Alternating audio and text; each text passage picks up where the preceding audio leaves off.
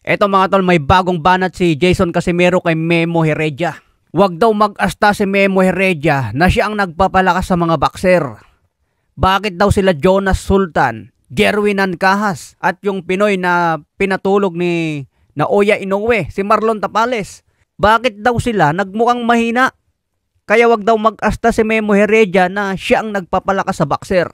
Dahil kung siya ang nagpapalakas sa boxer, dapat hindi na natatalo ang mga inaalagaan niya. Bakit knockout sa round 1 ang inaabot? May sinabi pa si Jason Casimero na sumikat lang daw si Memo Heredia dahil sumama sa kampo ni Cuadro Alas. Mas lalong sumikat daw sa mga Pinoy si Memo Heredia. Hindi raw siya ang nagpalakas kay Cuadro Alas. Sadyang malakas lang daw si Casimero. Malupit talaga si Jason mga tol. Ano ang masasabi nyo dyan? May punto naman yung sinabi niya, no? Hindi ikaw ang nagpapalakas sa boxer. Dahil kung ikaw ang nagpapalakas, hindi na nananockout sa round 1 ang mga inaalagaan mo. Nakilala ko si Memo Heredia noon na sumikat talaga dahil tinalo ni Juan Manuel Marquez si pambansang kamama ni Pacquiao by knockout. Ito yung panahon na nakatulog si Pacman.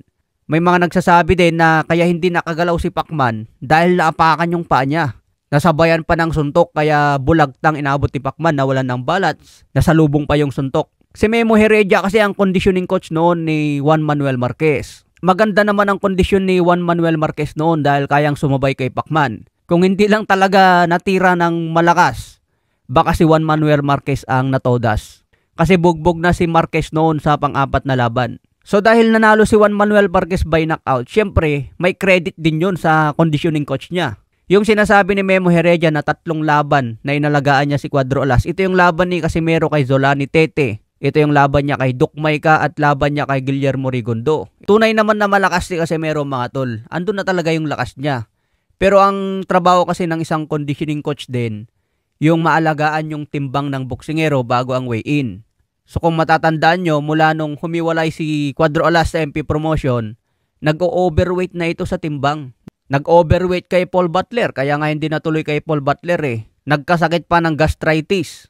Kaya nabaklas kay Casimero noon ang kanyang WBO belt.